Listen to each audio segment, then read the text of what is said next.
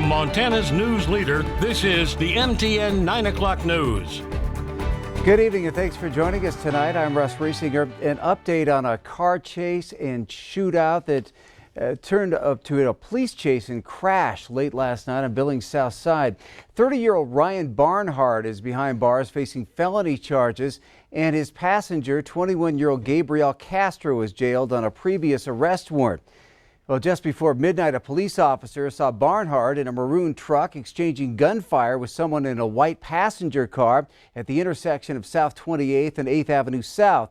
Now, Barnhart allegedly led authorities all the way to the west end at speeds up to 90 miles per hour and then back to the south side, where he crashed into a parked car at 5th Avenue South and South 34th Street.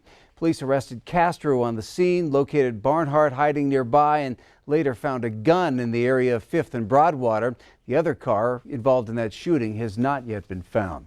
Sweetgrass County Search and Rescue has recovered the body of a Billings man who fell into the Boulder River near Natural Bridge back in May.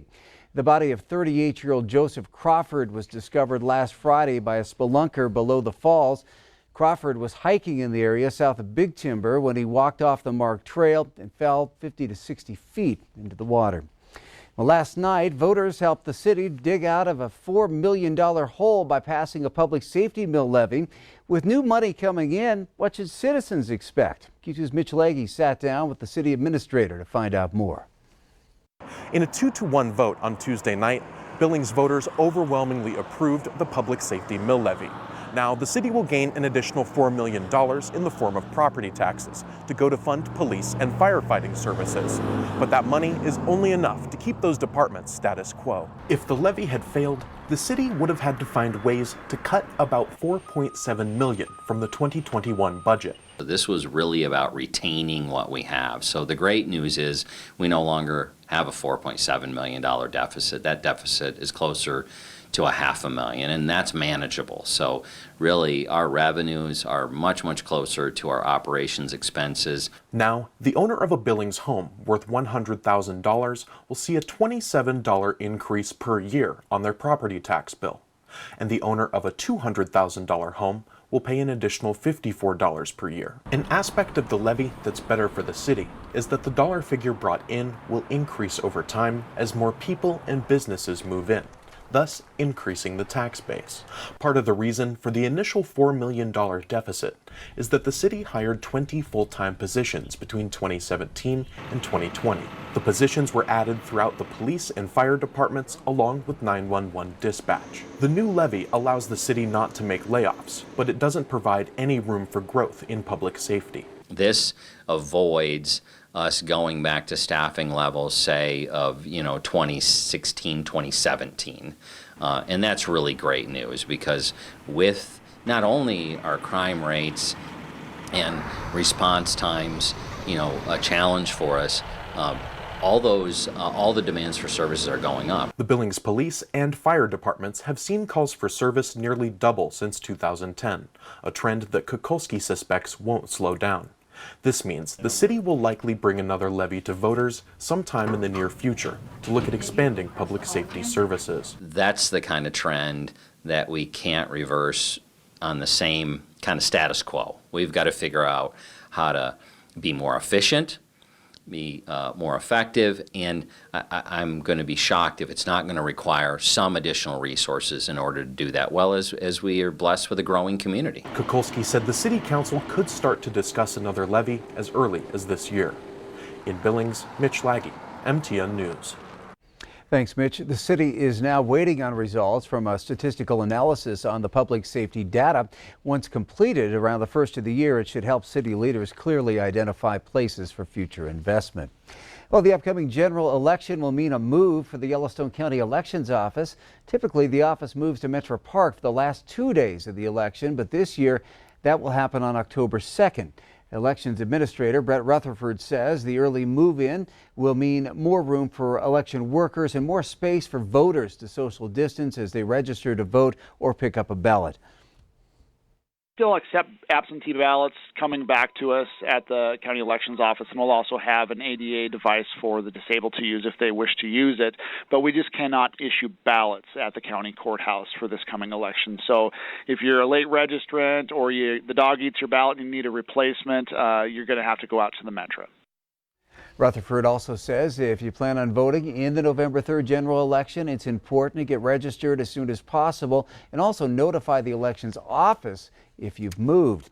Well, ballots are scheduled to be mailed in about 3 weeks in Montana counties that are going to the all-mail general election. Tonight, MTN Chief Political Reporter Mike Dennison takes a look at the security and procedures in place to verify and count those thousands of mailed ballots.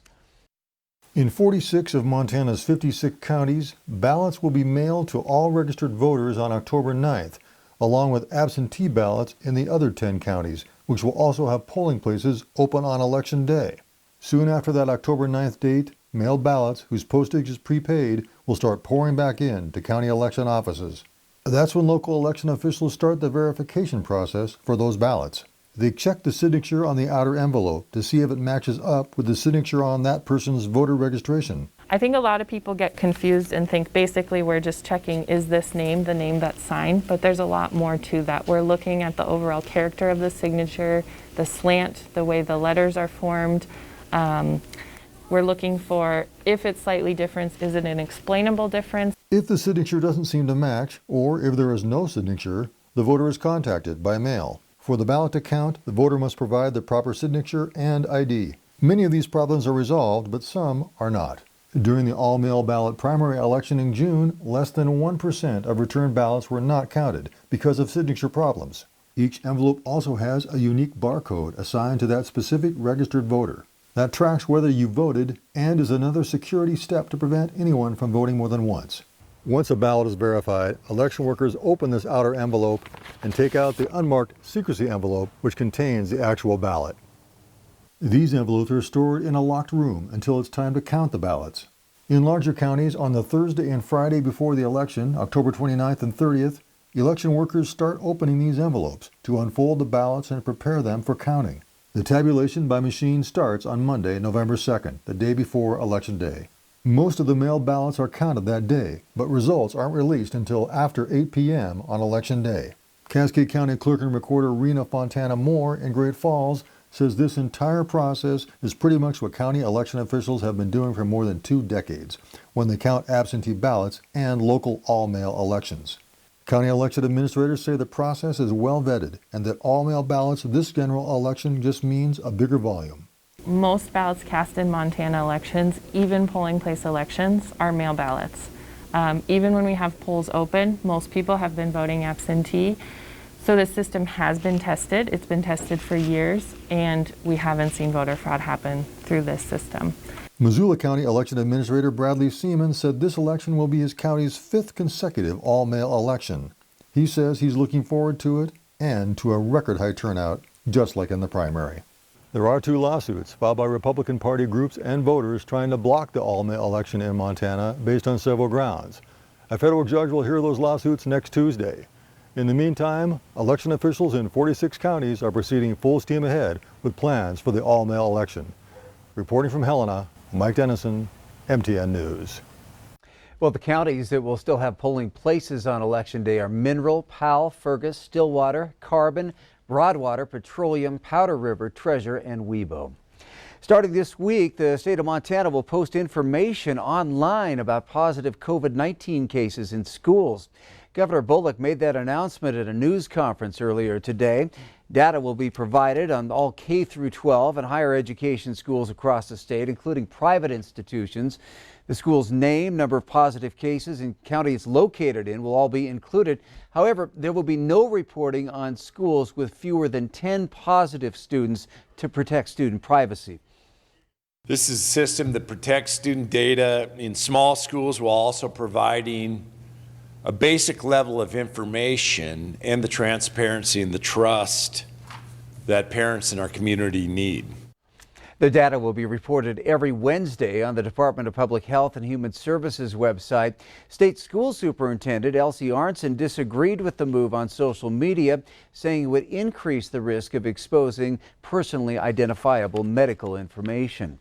Well, today the state reports one more death out of Rosebud County tied to COVID-19, plus 190 new active cases across the state.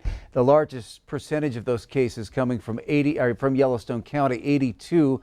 Now, the death taking place in Rosebud County, there were 7 cases reported there as well today, bringing their total to 365. That's now the second highest number of active cases across the state.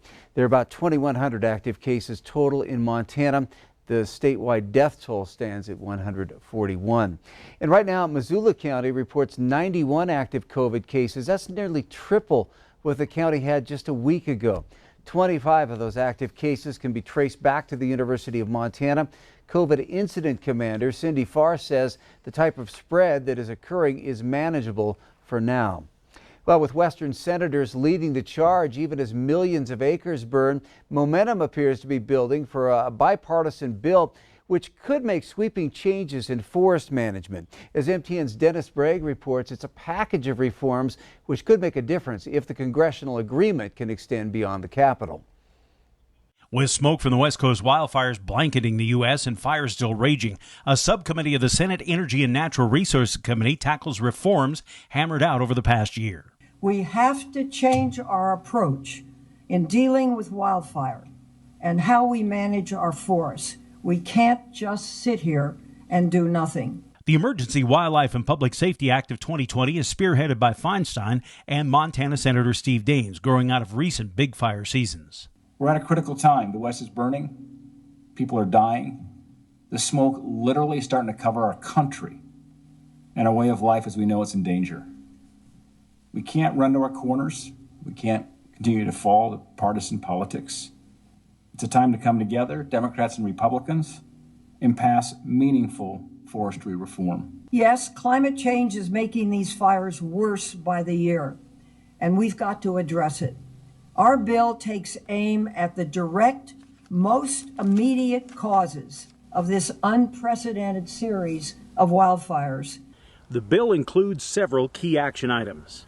A $100 million grant program to make harvesting dead and dying trees commercially viable, developing community fire breaks with expedited environmental reviews, a prescribed fire center, and making buildings more fire resistant. Years of insufficient forest management have turned the West into a tinderbox.